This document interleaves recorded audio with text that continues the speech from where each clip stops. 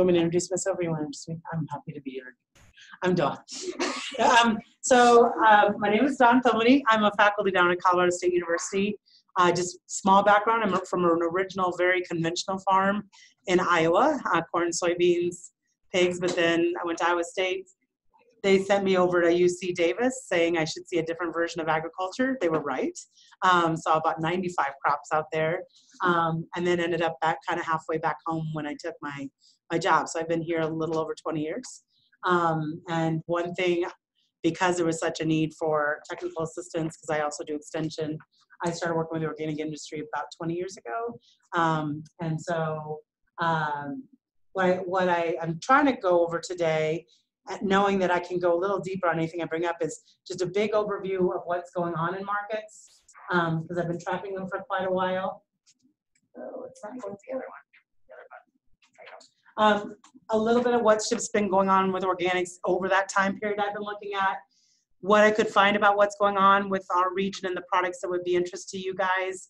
Again, showing you both some national resources and some things we've developed down at Colorado that even if you're not from Colorado might be useful, more in the specialty crops realm, but a little bit on livestock. And then talk a little bit about, like, if you are still trying to explore, how do you turn this into something you integrate into your business plan as something you can take advantage of if you aren't already. So organic growth has been what we economists call a real unicorn. Usually when you see a niche start carving out with double-digit growth, maybe it lasts 5 years. We're on about 20 years now. And that's for a lot of reasons. So this is the last table I could find that the Organic Trade Association put together. So we're at about 48 billion if you're looking at food. If you add in the things that we're also doing in the non-food category, which has actually been pretty high growth. It grows a little bit bigger. I kind of put that in here in case we had some hemp people, because this would be what's going on a lot in those beauty and health products, some happening in textiles, but not a ton. And so it's just been both phenomenally good and stable growth.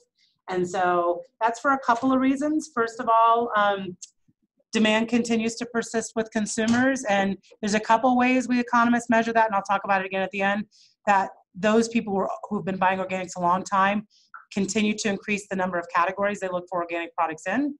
But we also have a lot more people who were not in the organic realm, now that it's mainstreamed and become available in any market you'd be shopping in, starting to adopt at least some number of products. So we have growth happening from both of those directions.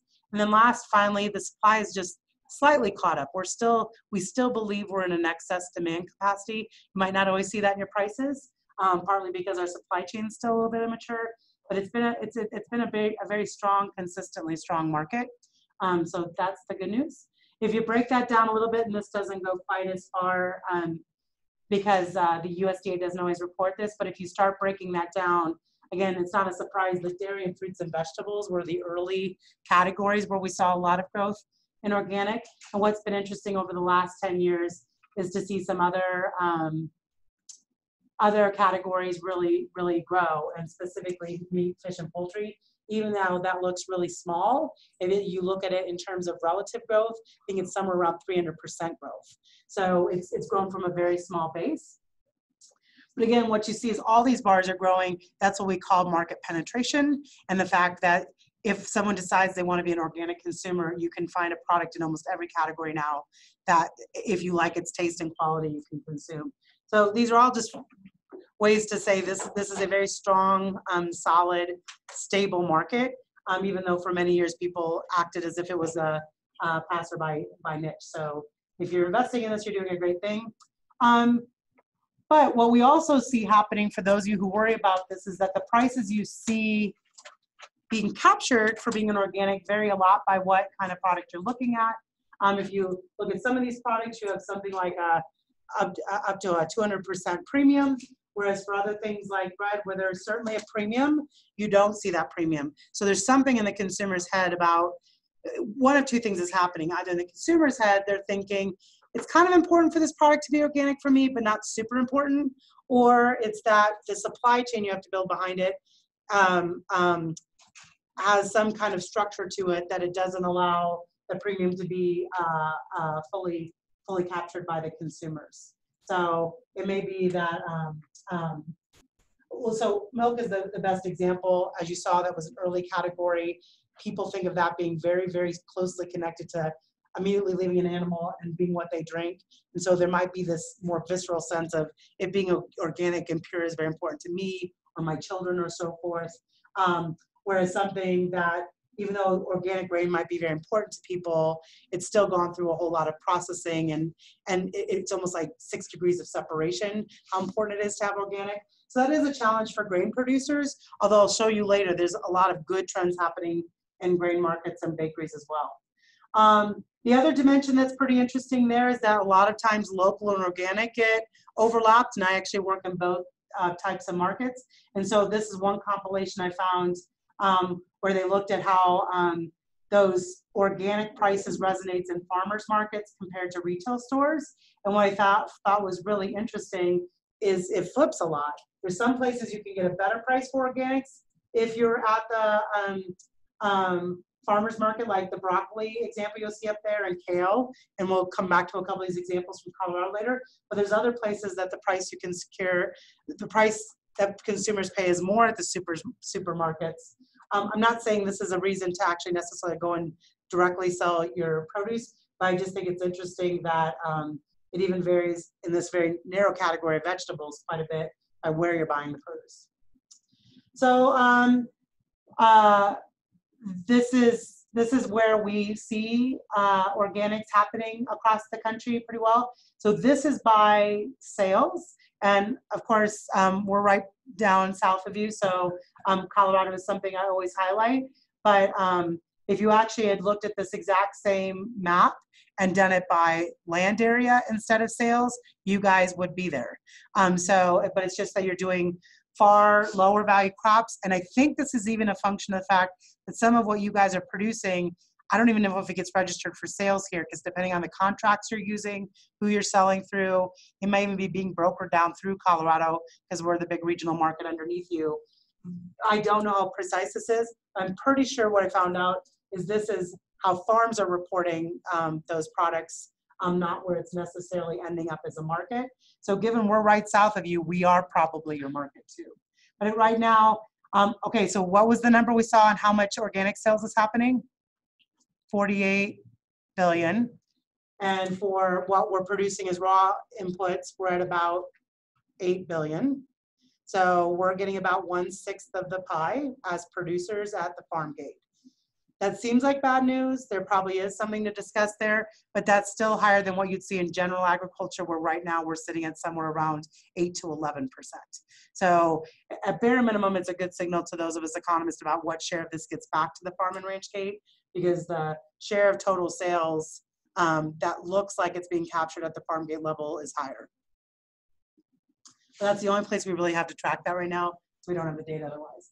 Well, some of this is being driven by things like this that Consumer Reports put out. I know a lot of you are in grains, but it's still important for you to understand this is the kind of consumer driving push that's probably moving those numbers up. You'll notice things like grains and meat products. And I don't even think dairy shows up because they focus very much on produce, because that is one of the biggest categories. Well, they'll go so far as to tell the relative risk level of not consuming organic, where you should buy it from if it's not produced organically, where you should not buy it from if you can't afford to buy organically, and for some that you should always buy it organically. The conventional industry hates things like this, and that's not why I bring it up, is to make them upset, but it's for you to know this is the kind of thing that's in consumers' heads.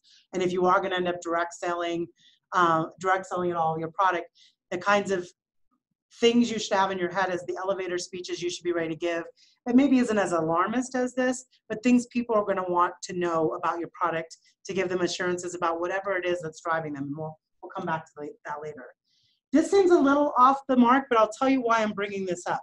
The retail food industry is changing a lot. If you haven't been watching the news, we've lost some grocers this fall. The Northeast did as well. Lucky's the big story here. But it's because of that Amazon. I mean, Walmart's always been there putting pressure on them. Costco and the dollar stores have been putting pressure on them for about 10 years. And then obviously in the last 5 years, Amazon's been the real scary thing for them. So we have to get in the head of what those retailers are doing, because sometimes they're who you're negotiating with. So we the thing to know is that the thing they're never going to be able to do well, including anyone who's doing an online platform, is fresh fruits and vegetables, or what we're going to call the perimeter of the store thing. So I'll come back to that. So they're kind of giving up. They're saying if it's about people getting the cheapest paper towels, Frito-Lays, or Campbell's cream of mushroom soup, Amazon's going to win, or whoever can deliver. So if you want to keep your store viable, what you're going to start worrying about is this perimeter of the store, which is still $178 billion. So I think the retail food industry realizes there's still enough there to capture. Well, when they're doing that, that's how they're going to differentiate themselves. You guys as producers is one way to negotiate with them, is it's going to be people looking, if they want them driving to their stores, they're going to be looking for that outside of the store stuff to be as special as possible. They're now getting all of that inside of the store, soups and ketchups and stuff from Amazon. It's delivered. So the reason I bring this up is to look at the relative numbers and the growth rates on some of what they're doing. Produce has actually really slowed down, and it's some of the meat and bakery aisles. People are no longer eating generic sliced white bread. They're no longer wanting just a chub of 1 pound ground beef. And so what we tell a lot of producers is, if you still want to make a approach into working with retailers or a group of people get in their heads, and what they're worried about now is how they're going to keep a storefront viable where people still come do a daily trip. When they come to do daily trips, that's about things they want fresh: bakery, produce, and meat, and dairy. So that's kind of why I brought this up there, is organic is one of the ways a store can make themselves special. This isn't as much about organics, but if you're thinking about the other things that commonly, if you're looking at the type of customers that's a target customer for organics, other things they tend to be targets on is other things that motivate them, including health and wellness claims. And so the 5 biggest that the industry is sharing right now are grain-free. So for those of you who are working with some alternative small grains, calorie claims, cruelty-free, so that's from the livestock sector, corn-free, and grass-fed. I think that probably resonates with at least one of those resonates with all of you. And those are, again, now up to billion-dollar categories within the bigger categories I just showed you. And then, is anyone growing chia seeds or quinoa here? We have quinoa in Colorado, of course. But those are other things that people seem to be looking for. They're still quite a bit smaller, but what they're seeing is these are the things that maybe will grow into those in a few years. The other interesting thing to know, oh, do you have a question? By quinoa, do you mean millet? No, quinoa is the Peruvian crop. We're growing. You have to have very high desert conditions. So Colorado and Wyoming are well suited to it.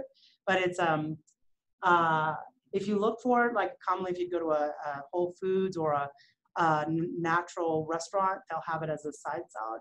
It looks a little bit like tiny couscous. Have you ever had it? It's not millet. It's not millet. You could easily mistake it for millet. I mean, and you could use millet in it a lot of similar ways. I've never seen it used, well, it's probably used in baking. I just haven't seen it used as much in baking. I've seen it a lot more fresh. Yeah, I can get millet. It does get milk and flour. Okay. I learned something.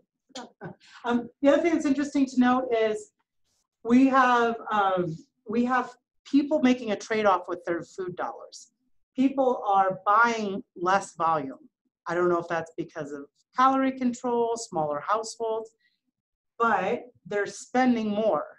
So the reason this is good news for you all is we think we've seen this pivot where everything was being driven by price, and instead people are making trade-offs of, I have too much food in my house, I'm in fact possibly wasting some of it, I don't want to make as many meals, I'm more of a snacking thing now. We see people buying less volume, but spending more.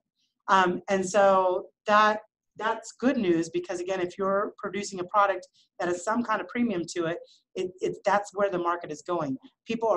Some subset of people are willing to spend more if there is a quality dimension to it that you prove to them relates to their values.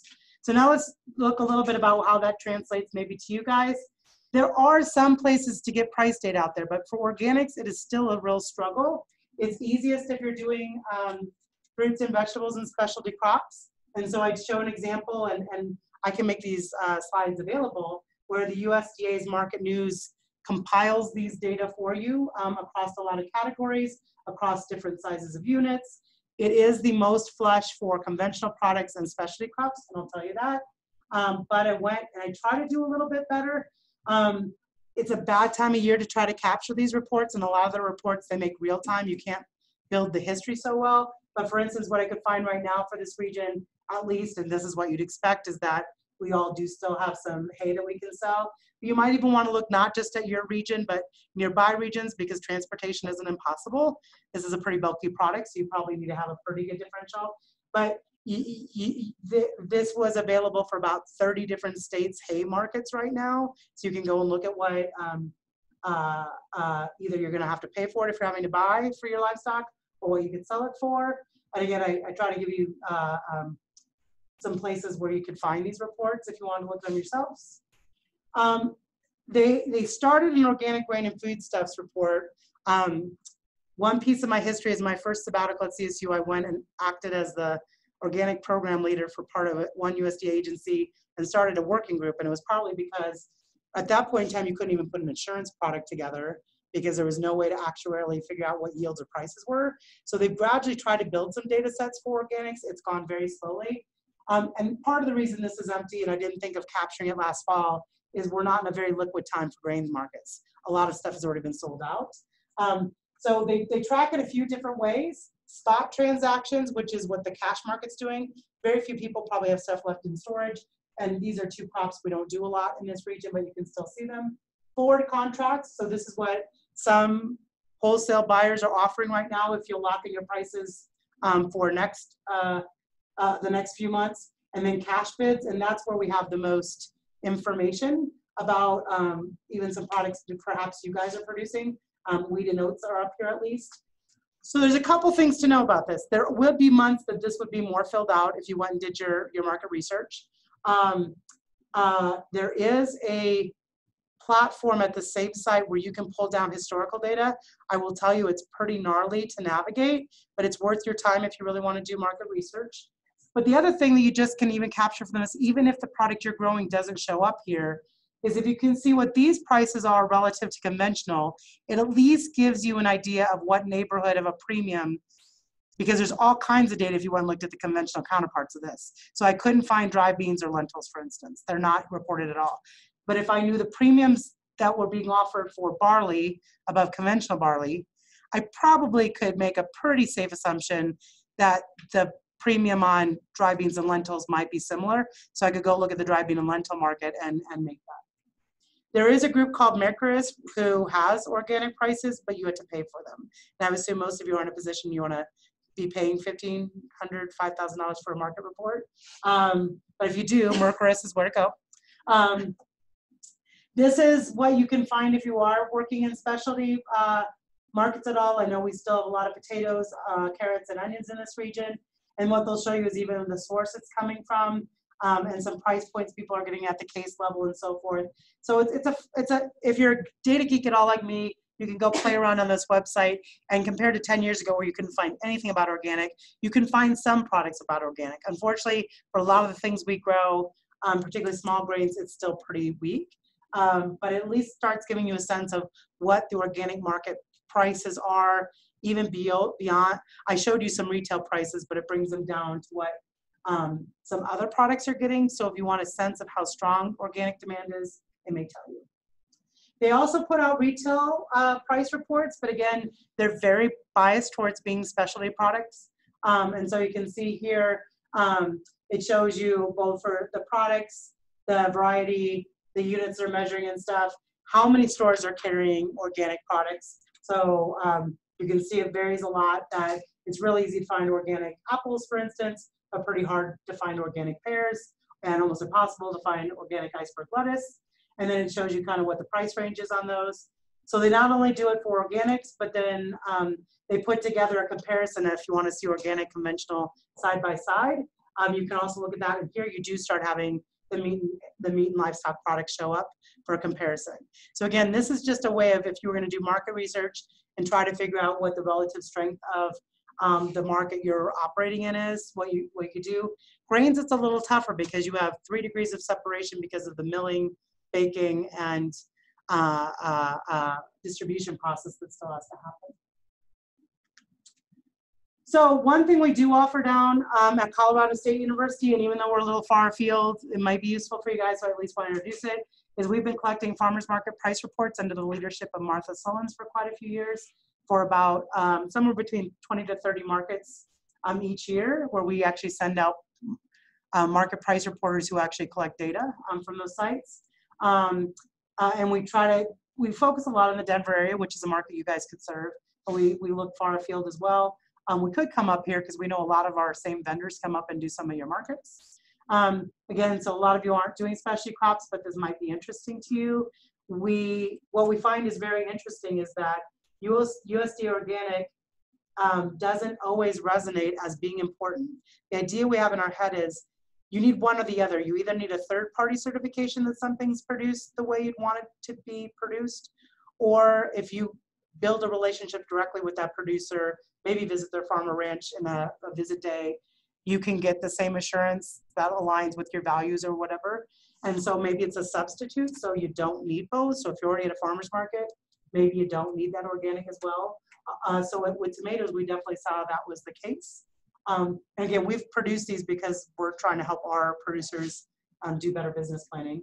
But then if you go to something like greens, which are those same farmers markets, for some reason we still do see a premium for USDA organic certification there.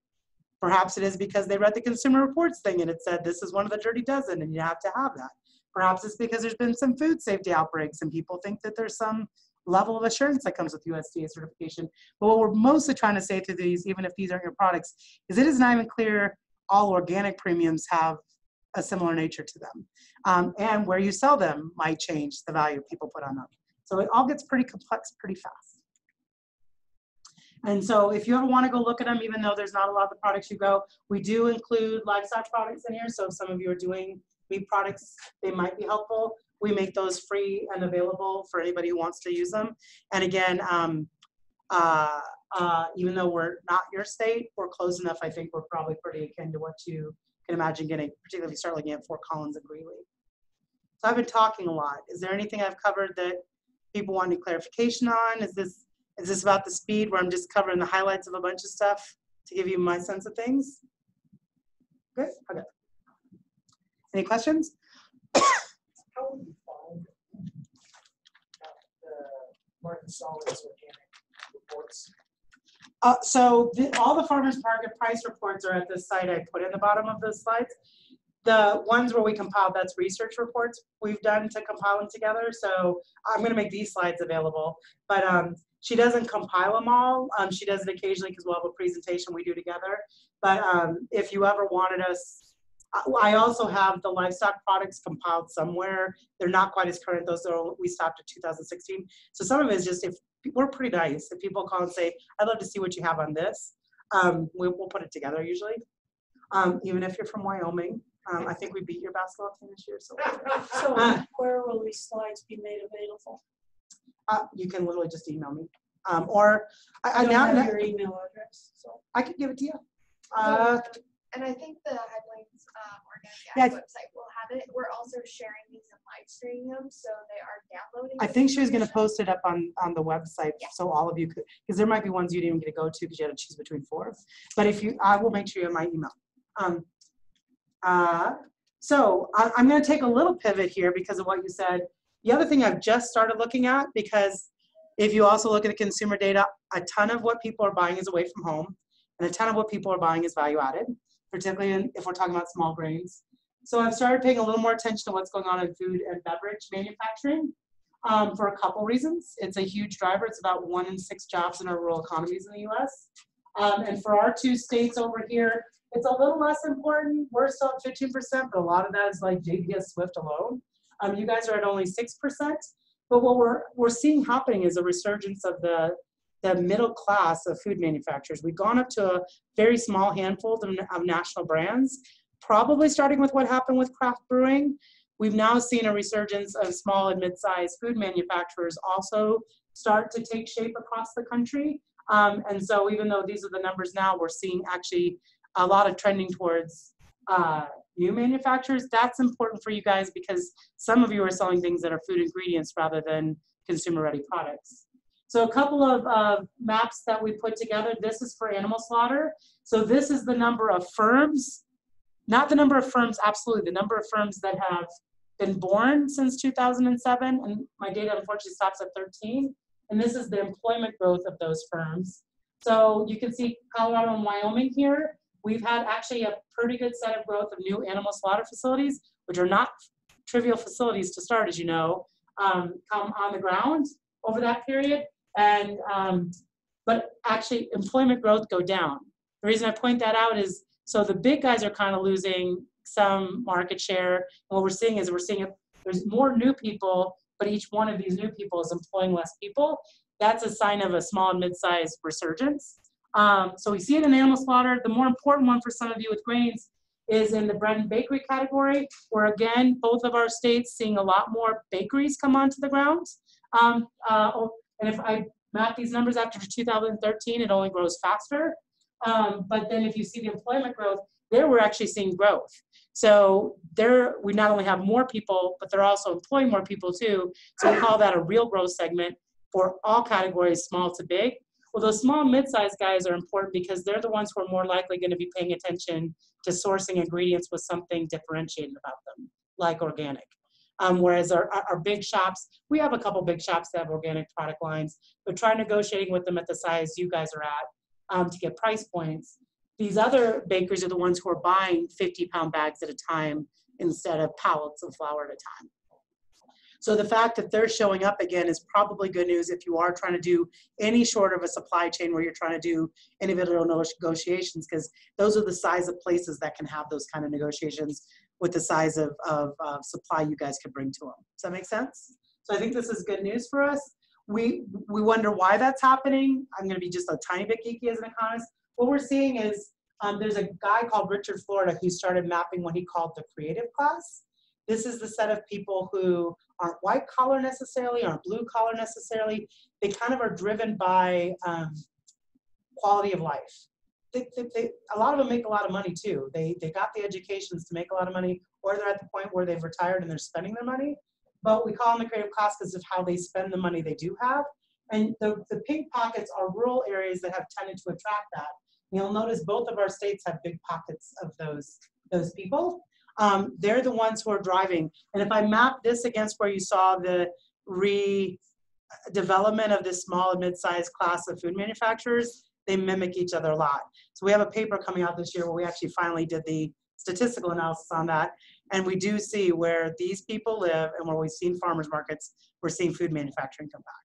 Yeah, good news for you guys because they're the ones who would buy from you. Are the microbreweries or malting places, are they in with the bakeries? They are, but when I started that project, it's because I'm from Colorado and I thought that's what I was going to find. They've actually slowed down. The breweries are still fine, but bakeries are outpacing breweries right now big time. So I was surprised because, of course, that's why I did that. Breweries are still doing fine, and we still have a middle class in the brewery sector, and we're never not going to again. There's a little bit of pressure there. We, of course, lost New Belgium this year. But it's there, but its growth kind of almost happened 10 years ago. And these food manufacturers have been more recent. I think they're mimicking the craft breweries. They're saying, if those, we have a ketchup company that's going up against Heinz. We have our own ketchup brand in Colorado now, and it's doing okay. And some of the local restaurants are carrying that. There's a premium on it. But again, our tomato people would have never, ever approached Heinz. They could think about approaching Elevate because the batch size is right. And I assume that's where you guys are. I hope that's your question. But yeah, breweries are still the two. Where's the real growth sector in beverages right now? The sparkling water. Seltzers, ciders, and distilleries. Distilleries are on fire. I think we're at 400% of the distilleries we had 10 years ago in the country. Hard liquors made a return. But they can use our ingredients even easier than the breweries, so that's okay. So now we can talk a little bit more about that, but I was going to kind of turn to what do you do with this with your business? So I was going to turn to more like how I teach and do extension about this. So what's driving these markets? How do you understand them? How do you take advantage of them? Some of the drivers we see happening is even though we have some poor organic consumers, we see that category growing. What I didn't talk about is the proliferation of labels, and I'll talk about that more. Organic is not enough for some people now.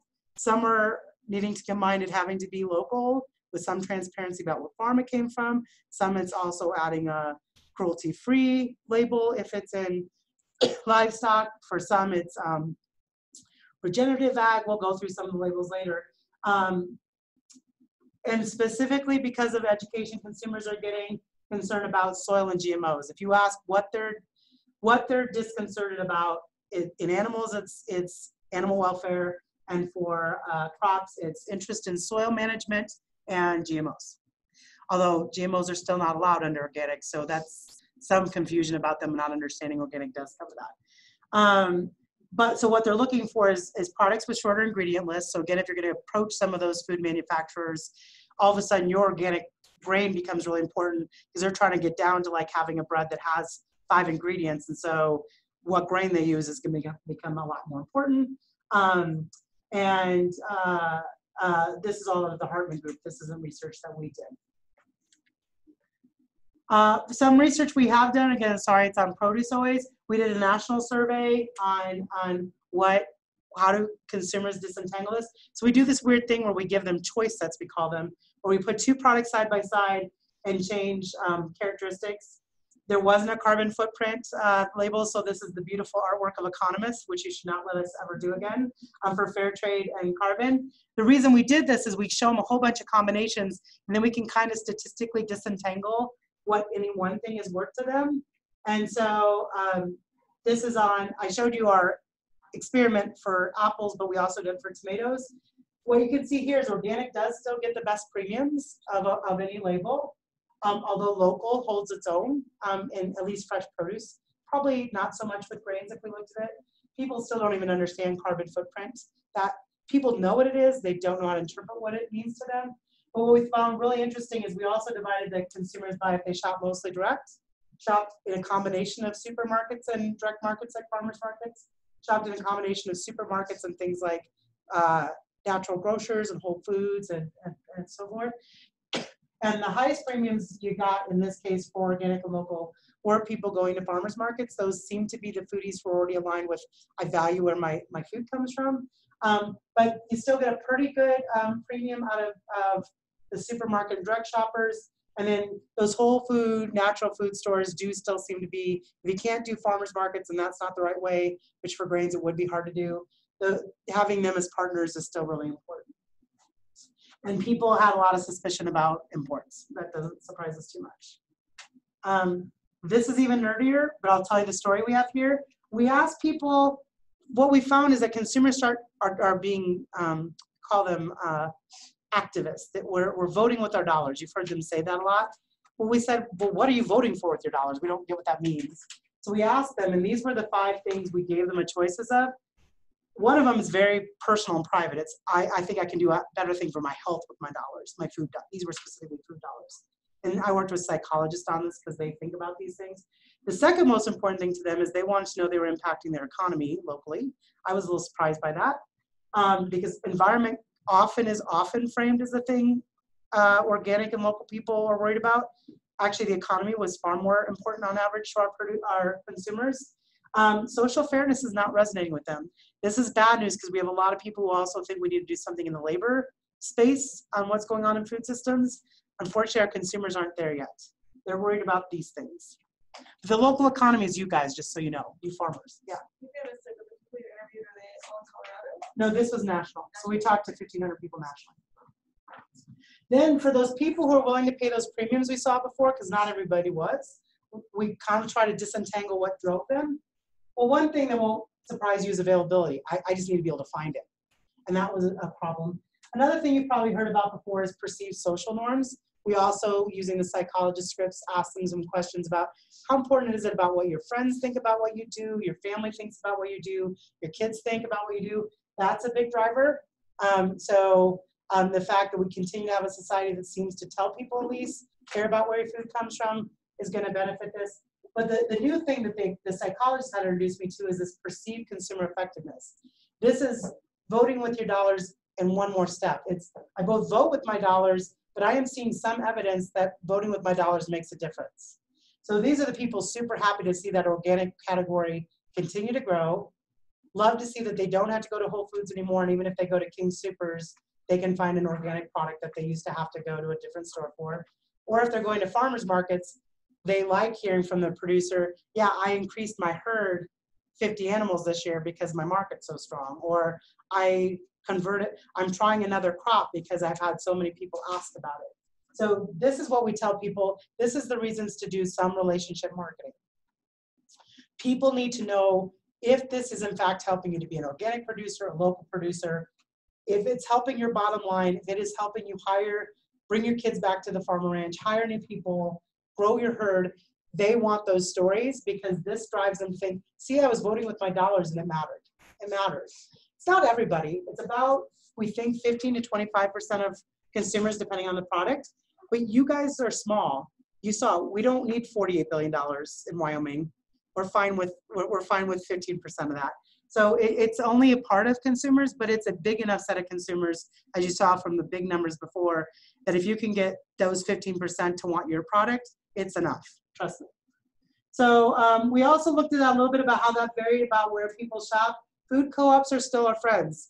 Sometimes they're too small of sales for some of you guys. Sometimes they're the right size. Those people are shopping at food co-ops, so that's where those stories really also resonate. The farmers market's too seasonal or are far from you. Health and natural food stores are still friends. Natural grocers, Whole Foods, if you still call them a natural food store. And then supermarkets, it's not surprising. You just are going to get lost there. There's still 100,000 categories. You'd have to have a super loyal customer for them to go looking for your products. There's just too much there to get lost amongst.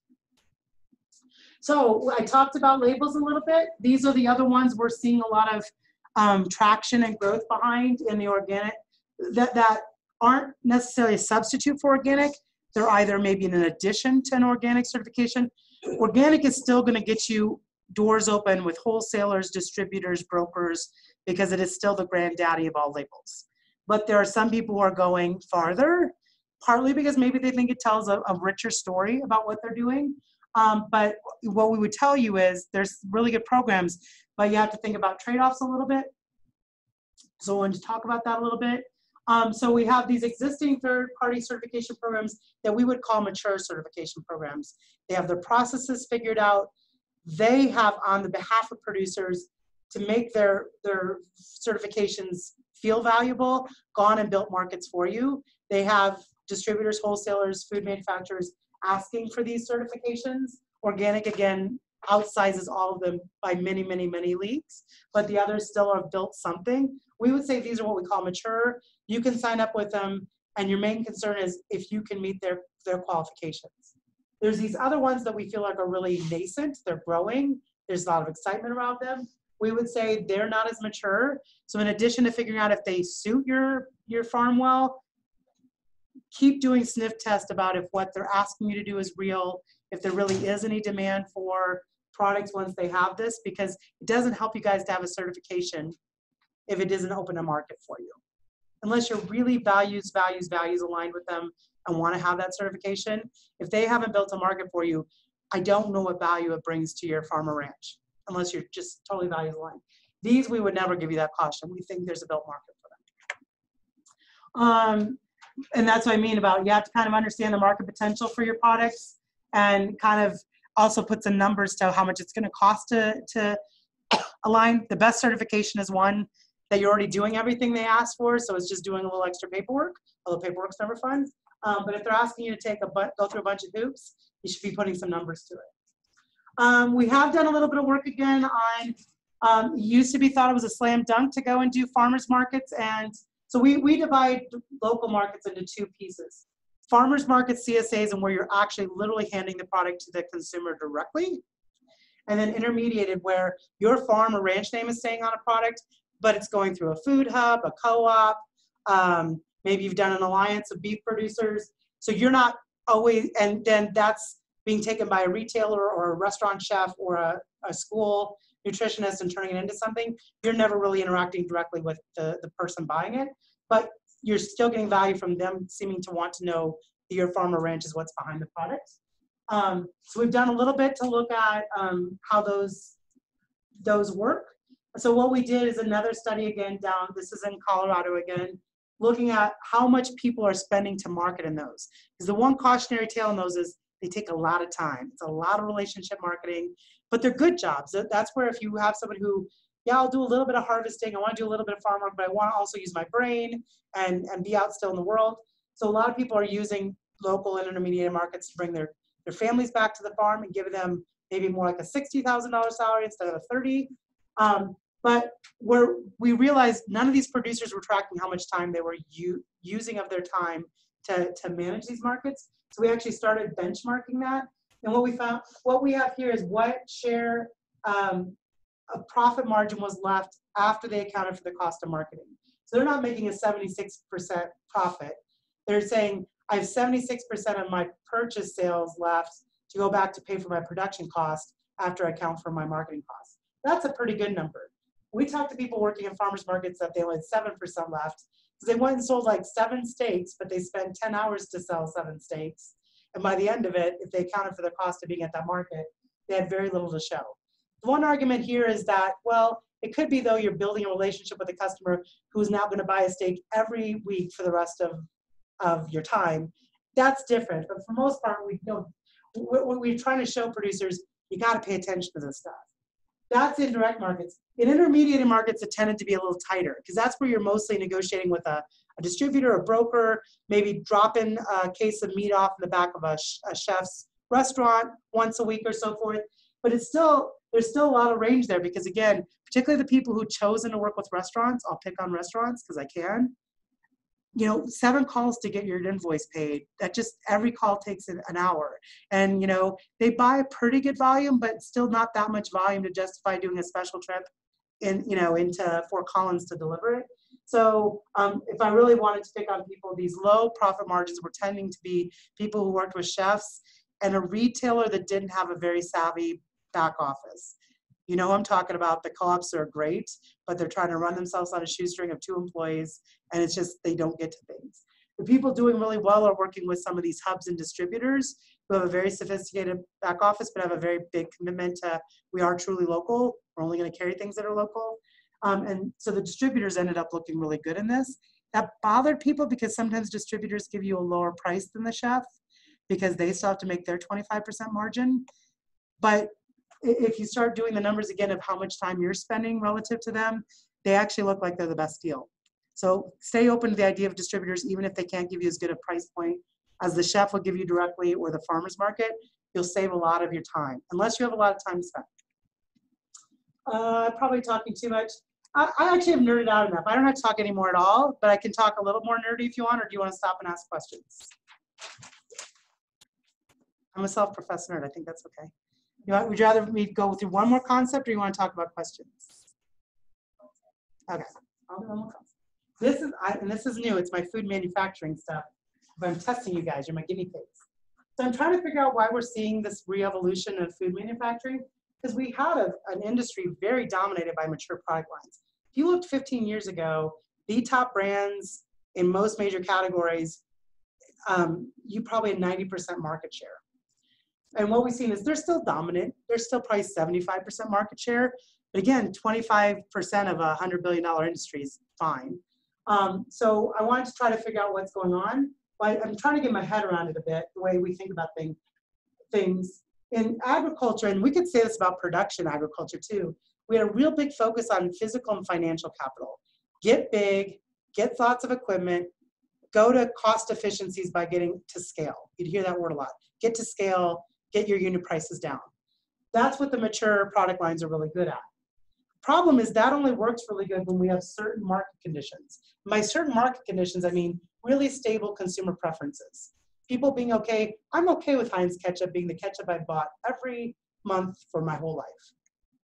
What started putting these guys in a tailspin a bit is we started having this set of consumers who are foodies who started wanting new things all the time.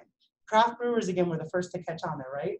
I don't want Bud Light. Some people still love Bud Light. That's fine. My daughter's a Coors Light drinker. She just turned 21, and her excitement is that she can drink Coors Light. But there was this uncertainty that came up that these big guys couldn't handle. When you've retrofitted a plant to make 100,000 units a week, you can't retrofit it to go back and make one kind of unique thing for one batch for 1 hour a day very well. So what we started having is this startup of customer-focused startups. Boulder is a hotbed of them. If you haven't been paying attention, we've had a big company come out of there about every year. where they were going to farmers markets. My funny story is, have you ever heard of Justin Nut Butters? Have you ever had Justin Nut Butters? He came to one of my workshops like 10 years ago, and he was grinding his own nut butter. So peanut is where he started, but he did hazelnut, added some chocolate to the hazelnut to make it feel like Nutella, did almond and all that. And he was really savvy. Like, packaging he brought me was really cool and stuff. I said, oh, this is really cool. This is a great idea. How will you ever get that on the shelves next to Jif? He goes, well, that's what I'm worried about.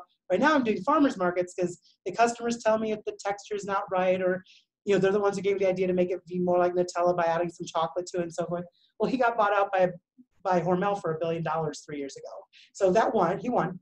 Because what he did is he went and did all that. Hormel did not have the shop to be that nimble and try 82 versions of a nut butter. And he was selling them in these little foil pouches so hikers could basically take them up. And now he has peanut butter cups. If you haven't had his peanut butter cups, you should try them. But Hormel let him do all the art, research and development. Let him figure it out. And that's what these big companies are doing now. They're not even trying anymore. They're going back. They're going into all these trade shows like Expo West is going on right now. And they're picking up ones that look super cool and they're buying them. Or you can so that's one thing that's happening. What is driving this is really uncertain market conditions, changing consumer preferences, but also this focus on human, social, and cultural capital. So if you don't have a ton of money, the thing you might have is relationships, really good instincts about what you see people around you eating, looking for, changing around. So this is where you see that those startup entrepreneurial communities go, is I want to fix a problem. There's something people are looking for and they're not finding in their beverages or their foods. These guys aren't ever going to jump to here unless they're bought. And not all of them want to be bought. And so these bakeries I'm talking about are that too. They're looking for a way to be a bakery. We have a new startup down in Fort Collins, Pig in the Plow. And if you want to start selling flour, she's growing exponentially right now. She's started in farmers markets. Now she's got her first wholesale accounts. That's a very natural thing. Because what she wants to do is she wants to say a craft food and oh wait, I don't want her. Oh, she could go either direction. So these startups can do one of two things. They could either start investing in having their own plant, growing a bit. They'll never get as efficient as Wonder Bread, and I don't know that they want to, but they could get to a point where like, now I can make a living, pay myself a salary, employ a few people, and become just a regional artisanal brand. So this is what a lot of the microbrews down in Fort Collins have done. Equinox does not want to get bigger than Colorado. They're fine that way. They don't want to be New Belgium. But they've built a much bigger production facility than the first year I met them. So they have that choice to do that. And like I said, we have a paper coming out saying that's happening all across the country. And it's particularly happening in places where the local food community is really good. And organics, if you have an area that has lots of organic production, we also saw it's 22% more likely you'll see startup firms. So this is a driver, or you guys being in organics. The other option that they have to do is they can stay very small and just keep recreating themselves. They never invest in becoming a big physical financial capital. They stay small and they just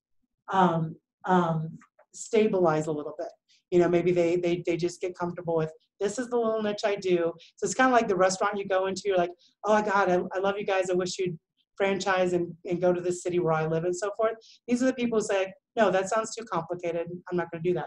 These two can both be the target markets for you guys. They're people who aren't so small that if they buy from you, it's so little, it's not going to make a difference in your business.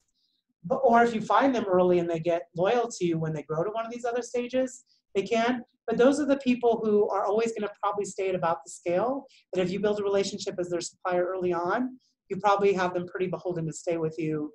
If they get bought out by this guy, you're probably in trouble.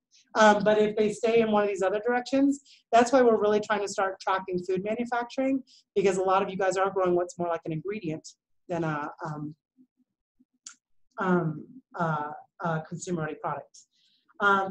Chefs, you probably can make the same paradigm. Chefs are just always going to be hard to work with. I love chefs. I think they do a lot of good for you guys by promoting interesting things you can do with lentils and dry beans and so forth. But doing business with them is just crazy. They're by nature very driven by their instincts, and so it's just very hard, except for a few exceptional ones, to do business with them because hard to get paid. Hard, even if they say, yeah, you're going to be on my menu, you're going to be my side dish forever. 1 in 8 of those will actually do that. The others will say like, oh, I had another idea, I'm switching that product.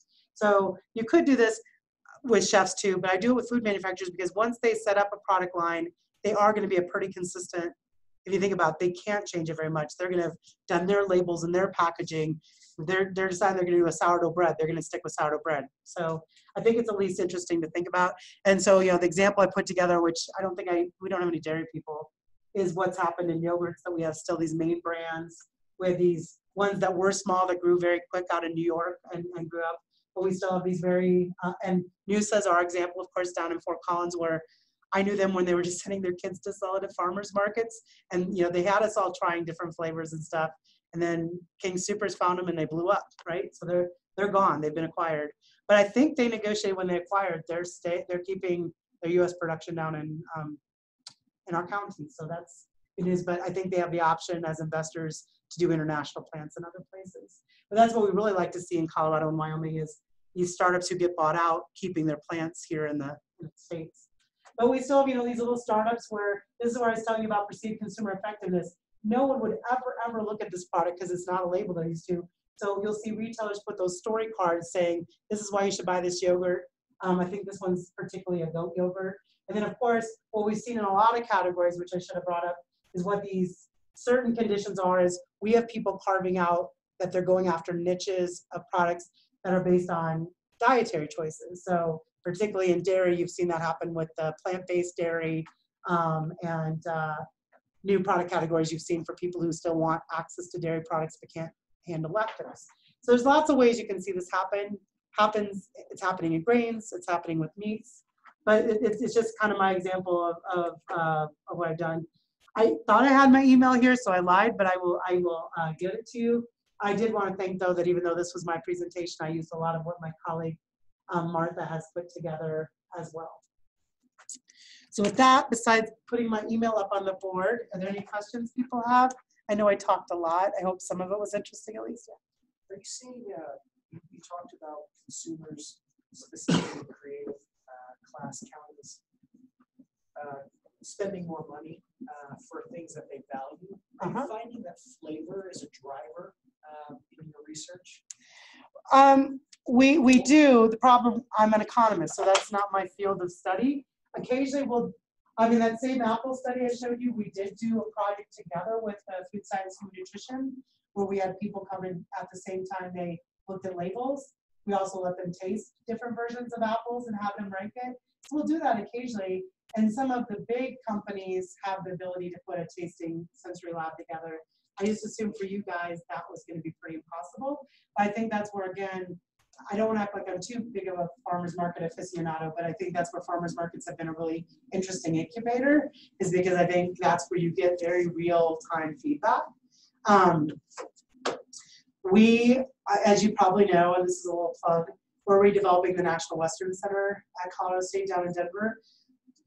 I have been the harping person at the table where I think I'm going to win this. We're going to probably put in a sensory lab on the second floor and make very cost-effective sensory. What I'm trying to talk them into is I think there's a lot of people who think it's super fun to get invited to things like that. So I'm trying to get them to use the alumni network as, hey, do you want to come do tastings occasionally of new products coming up out of our region? And if you do 10 or something, you get a free football ticket or something. I'm this close to winning that war. But what our idea is that for all the groups who would not have an ability to put a sensory lab together, we could use it for our students to learn how to run a sensory lab. We have our econ students that put prices on it and put a market aspect to it. I think it'd be a lovely way to teach more of our students what the food industry does. And if we have all these small, mid-sized guys who won't have their own shops like a craft would, you know, we'd equip someone who probably that can't be their only job with the business they go work for, but it's one of 3 hats they wear. I think that'd be super fun. I would have studied that if that was there when I was at Iowa State. So we're trying to get some capacity built. New Belgium has one, and they actually, if you know them, will actually let you use theirs if you ask really nicely. But yeah, that's not my field. But we constantly hear flavor, but your problem there is the heterogeneity of flavor and what people like.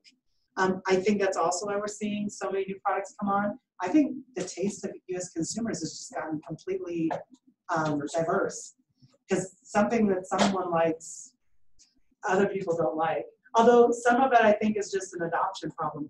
Who remembers when you never, I'm old. There was a time I don't think I saw hummus until I was 22 years old. Are any of the rest of you that way? Why are you laughing at me? Until I was 45 years old. Yeah, well, I went to Cal Davis, remember? So I was the farm girl who showed up when they took to restaurants. I'm like, I don't know what to eat this in front of me is. Just explain to me. They're like, well, people, I had seen chickpeas because my mom made that bean salad that had chickpeas in it. That you just take those chickpeas and food process them with a little olive oil. I'm like, oh, this is I actually like this better than chickpeas. We call them garbanzo beans in Iowa. I can call them chickpeas. But no one thought that was going to take off either. Sabra can't find enough chickpeas in the United States to buy because the hummus market, I mean, try to find a menu now that doesn't have hummus on it. And so there were people at the time that were like, oh, I don't like this. It was probably just, it was still new enough to them. Now, if you look at it, they think they have at least 50% market penetration where the number of households, by that, they mean the number of households that buy with some regularity is up to 50%. Who would have guessed that? I mean, I did not see it until 22. So the other thing you want to be looking for is, are you going to be the first one to figure out something's going to be a hot product? Another group that came to one of my early workshops was Izzy Sodas before they were bought by Pepsi. All they did, even this was 15 years ago, before the seltzer craze, Snapple had already made it, but Snapple was still pretty calorie dense. They just figured out, well, people do want the fruit flavor, but they don't want the calories. So if you put a little bit of fruit juice in a lot of seltzer water, it's still enough flavor. If you keep it under 100 calories, the schools will accept it as a not unhealthy beverage, like a Coke is 220, I think. And so Izzy figured out long ago, we're at my workshops again, very cute marketing, I said that. They're bought by PepsiCo a year later for $1 billion. $1 billion seems to be the number you want to shoot for. But those are just people who figured out something early. That's all they did. So that's the other thing is, you might not be you, but if again you hang in a community wherever you're from, where people are starting to be entrepreneurial, creative, or if you want to come down, Boulder has a very active they're called Naturally Boulder. They meet, you can join them for $50. And it's all these little startup groups who are looking for advice about how to build their businesses. I ran into them kind of by accident, but I've learned a lot working with them because they'll do anything from just letting a business grow itself to how to set yourself up for merger and acquisition. But for you guys, when I go meet with them, like, we don't even know how to find these farmers. We would love to buy local. We don't know how to find millet. Like, are you kidding me? There's millet all around you. We don't know how to find those people. So, I mean, it probably would be worthwhile for you guys to think about joining. What we're trying to talk about doing is building chapters where they say to them, the guy doing this workshop tomorrow is that guy who's trying to make chapters happen, Brandon. So he'll be here tomorrow. But I think that would be a good way for you guys to get connected to the people who might be these upstarts who might use some of your products as their inputs. And there's like some jerky people too, for those of you guys doing livestock products. You want to get rid of your chuck roast? Anyway, I talked too much. Thank you for listening so intensely.